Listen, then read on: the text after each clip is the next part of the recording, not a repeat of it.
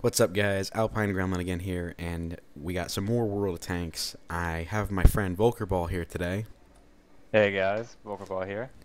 and today we're gonna basically be showing this gameplay of our wolf pack on Monastery, and the overarching theme is gonna be win rate versus your efficiency. And I'm sure a lot of you by now have probably heard that term, those two terms being thrown around. Win rate's obviously the amount of games out of your total that you've won, and your efficiency is taking into account things you do like damage to give you a rating on how good of a player you are. So a lot of people, I've seen a lot of people basically go out and make the assumption that because you have less than a 50% win ratio, you must be a bad player. And a lot of the clans do this too, you know, like the big World of Tanks clans across every server of World of Tanks discriminates based on what your win rate is. But as you're going to see here, win rate is not entirely, a low win rate doesn't necessarily mean that you're a bad player, because this game is so team based, as you'll clearly see here. And sometimes even two players that are performing and working well together aren't going to do too well. Now, in particular in this game, we're going to want to look at three particular players in the enemy team. In this game, we obviously lost this. We just could not carry it hard enough. They had a great team. What do you want to say? Who are we going to look? Who do we really want to look out for on this one? We're looking for platoon 1 and 3. Those are the big ones. Platoon 1 we ran into last game. We also lost it. And we knew, basically going into this game, we knew we would have to shut down Platoon 1, Nas, Bachman, and Kriko if we were going to be able to win this one. So going into the game, we knew we had to shut those three players down. Alright, so let's start it up. So obviously what we're going to want, our first thought was, alright, we're not going to go and rush that center monastery. We're not going to try and go actually up into the hill area, because that would be suicide. If you look at all those mediums they have, that would not be the best idea. So Volker's basically, he's going to go up, he's going to go on that road, but he's not going to go in there. I'm taking the low road to try and get some supporting fire on them, and we do have some early success with this setup. Yeah, basically, me taking this high road, I just want to let them know I'm trying to get spotted here, just to let them know they are contested in the Abbey and they don't have free reign, and just trying to keep the attention on myself so Alpine can sneak down low like he's doing now and get free shots. Alright, so I'm start putting some shots on that bat shot. He does back away. I get one more good solid hit on him before he gets out of the area, but Volker points out there's a second bat shot out in the open, so I finish him off. Now you notice they've also got the 140 and the E50M locking the area down too. That E50 is going to shut me down in this area, so I have to kind of fall back. Volker, however, has moved alongside me here. Yeah, I'm trying to get in and keep the guys in the Abbey from getting side shots on Alpine while he's worried about the E50 and the Object 140 up there. Alright, so you're going to want to look at the map here. If you just want to look at the sheer lemming train that is heading on the 8 and 9 lines, this is not a very strong team at all. Yeah, right now we start noticing that our 1-2 line is relatively weak. Yeah, we both basically agree that our T110 E3 is the only one on the 1 and 2 line, and he is going to need some help soon. At first, I didn't realize just how severe it was. I said, maybe we should go and help him. Then the IS-7 and the E50M and another T62A show up. Yeah, and so right now we are deciding they can have the Abbey at the moment, but that E3 is a gun we need to keep in play until right about now, when he starts melting, because there's about 6 or 7 of them here. So what we're going to do is, we're basically, that Jagdpanther 2 is also going to melt very, very quickly. And what's going to happen is, basically, we're going to have to come around, and obviously the T62A isn't known for its gun depression, so we're going to do our best to avoid playing the ridge line here. I'm gonna get around a little bit to the far right of Volker, where there's more of a hold down position. 62A, as you guys have seen in many of my videos, is great hold down because of that ridiculous turret armor. Volker's just up there because he's gonna do most of the spotting here. But there's actually a nifty little spot where I'm at, where you can force the rear of your tank up enough to get shots, as long as they don't get too close. Yeah. Now, I just took out the 268, and we're just focusing fire on the IS-7. Volker's basically just trying to kind of meet shield here, because I have the flank of the IS-7, he doesn't, so I'm the most likely to do the damage, so he's trying to keep his attention away from me. Yeah, I'm just trying to stick my turret up, not take any unnecessary damage, but just put shots, stick my tank up, and let him know I'm here. So the IS-7's down, and we're still afraid. Up until now, we thought those mediums were there, but we looked at our map, and the mediums responded to the lemming train push on the 8 and 9 line, and so they went back. So basically the situation now is, all right, let's take out these 2 tier 8s before they come back, because at this point we know going into this that we're going to have to, do a lot of the carrying here. So we're trying to make it as easy as possible, minimize the amount of guns that are going to be shooting at us. Yeah, a big thing a lot of tankers will do is they'll be like, oh, let's go get those tier 10s, they have the biggest guns.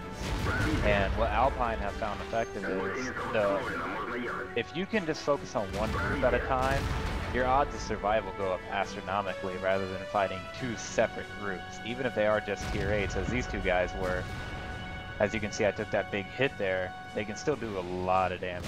It's particularly important in medium tanks, and I highlighted it in my advanced tutorial, because you're in a medium, you're not known for your armor, so even vehicles that are a couple tiers lower than you, especially up at this tier, are going to be able to damage you. Your T-62A's only got about 102 millimeters of hull armor at the front, even less at the sides and rear.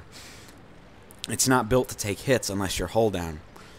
But so basically between the two of us, we've got 5 kills, and I mean, I'm up at 2.7k damage here. Volker, I don't know what you were up at. Right about here, I was up around 225 to 3k. So we were approaching, 6k damage combined at this point, and between us, we've got obviously 5 kills, and it's pretty much been us doing this the whole time. We've changed flanks about 2 to 3 times this game. Now, coming up, you're going to see what is absolutely crucial, and just highlighting the fact that you want to take out the most amount of guns with the least amount of effort. We're going to come up on Platoon 1's T-62A and a KV-4 with the stock gun. Now, you would think you would go after the T-62A, but coming up here, we want to minimize the amount of guns. We want to have the numerical advantage. So the easiest thing to do that we're going to focus is the KV-4. We're going to kill him first, then we're going to worry about the T-62A. Yeah, because where this T-62A pops up, you'll see it in a second. He comes up that road right there. And we probably could go after him, but if we do, that KV-4 will have shots on our sides, which he will easily penetrate. So taking him out of the game is big, because now we can go 2 for 1 with this T-62A and not give up a ton of health. I botched that shot right there. Volker puts another one into him. I peek out again, fire at him. He kills me. I mean, no, it doesn't kill me. He takes my driver. Then I get set on fire from the rear. So the guy in the other platoon basically, just shoots me in the rear, sets me on fire. I'm not fast enough to respond with a fire extinguisher. Now, from this point on, we're going to be playing from Volker's perspective.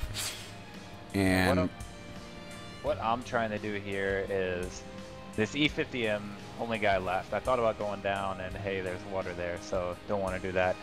What I'm going to try and do now is, I'm hoping that this 268 will hold on, so I can play this ridge line and get flank shots in the E50M. So I'm going to move back up from where we came, take the bushed position where I'm going to be well hidden, and have shots down on the E50M. But as you can see, the E50 takes out a 900 health 268.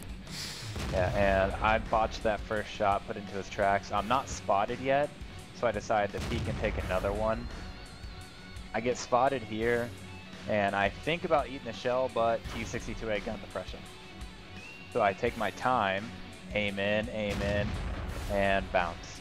And then I don't know what I was trying to do here. I botched it, trying to side scrape.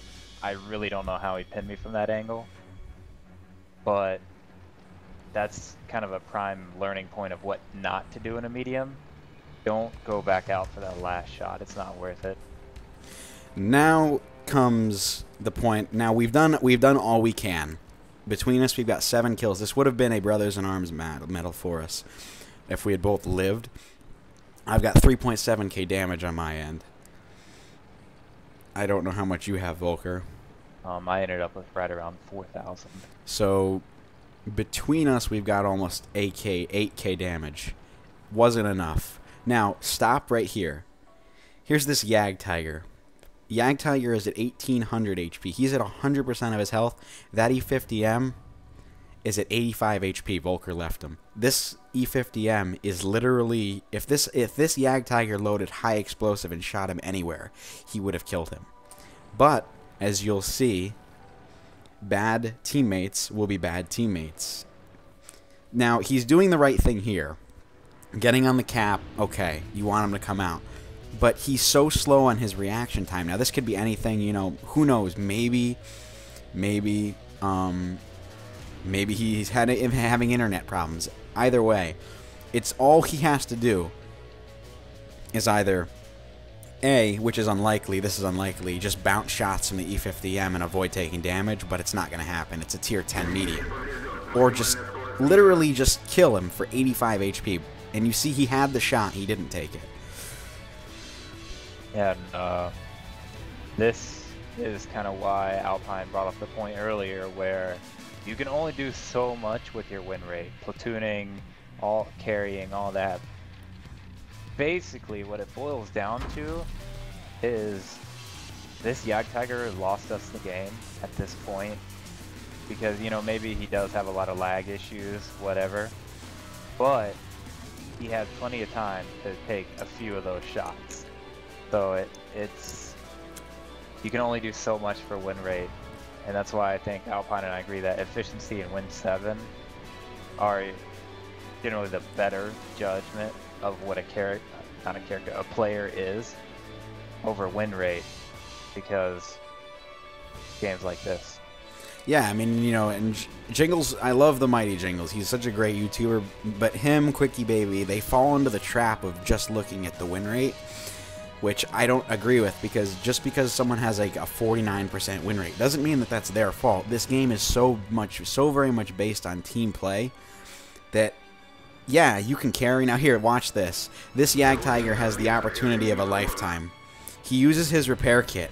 Now this E50M is literally just, look at that, he stops, but he tracks him again. And now because this Yag Tiger has a poor repair crew, or a repair skill, this E50M's got plenty of time to get around him. Even though he had a damaged engine, he had time to bring that gun around to bear. Even if he just completely clutched the shot and he didn't even shoot though. Yeah, I don't think this Yag Tiger fired his gun at all this round. I haven't seen him fire his weapon. Even an HE shell at that angle on the E50M, with how low HP that he had, I think it probably would have killed that E50M right there. Yeah, and so, you know, that was, I mean, that was a good game on our part, you know, I mean, and that's, we've done plenty of platooning together, and we generally have a lot of success with that. But this game in particular, you know, was just such a heartbreaker, because we couldn't do enough. And I mean, I've had games, I remember quite vividly actually. I was solo platoon. I was going solo pub because I was trying to grind for my Object 140 before 8.8 release to get. And I remember, you know, 5 or 6 consecutive games of my T54 in tier 10 battles where I would get over 4 or 5k damage and I would still lose. Lost them all in a row. And it was just so disheartening, and it's just more proof that, yeah, you can be a good player, but it's just sometimes the team just doesn't allow you to pull off that win. Kind of like that Leopard 1 game we had Alpine. It came down to an Artie versus a Leopard 1, and we lost because it came down, their enemy team was pushing the cap. We had a TD and myself left, and the TD kind of YOLO swaggins out into the middle of the cap and got blown up. It's just stuff like that. You can't control the players around you, and win rate can be just very, very random. Like, I've seen players with 800 efficiencies and 60% win rates because I guess they get lucky and end up on the right team at the right time. Exactly. So let's take a look at some post-game stats then. Alright, so unfortunately I am stupid and I forgot to grab the picture, the screenshot of the post-game stats, but combined we pretty much did around 8k damage. Now that's just proof that 2 tanks, one player, in most cases, just a platoon, you can't carry hard enough sometimes, and it's just in this whole thing of that that win rate makes you a good or a bad player. Now granted, there are some situations in which if you get like a 25% win rate or a 37% win rate, there's generally you're the common denominator there. Like a lot of times it's possible that you have lost a lot of games like the Yag Tiger that we showed, but in most cases it falls on the team, and that's why I don't really agree with what people do. They could discriminate based on win rate. If you're looking for good players for your clan, look at their efficiencies, because efficiencies are generally a better rating of how a player is going to do. If you've got a heavy tank on your team with on a very low efficiency, you can generally assume that he's not going to do much, and you will find that if you have an XVM mod, you'll find that a lot of the bad quote-unquote red players will be killed within minutes of the game. And and again, it's possible that those bad players can go and have the best game of their lives, but XVM doesn't factor that in. It can't. It's an algorithm that cannot factor in luck or things like that. It can't factor in you just happen to have a good games today, and just win rate alone is not a good measure of how you're going to perform in battle, in my opinion. So if you guys that disagree with me on that, are out there, feel free to leave comments, but win rate should not be at all considered unless it's to one extreme or another, So anyway, guys, I hope you enjoyed. This is the first dual commentary I've done, so that's pretty cool. I hope if you guys want to see more of Volker on my channel, let me know, and we'll get some more dual comms set up. And there's more to come in general. So hope you guys enjoyed the video. Thanks for watching.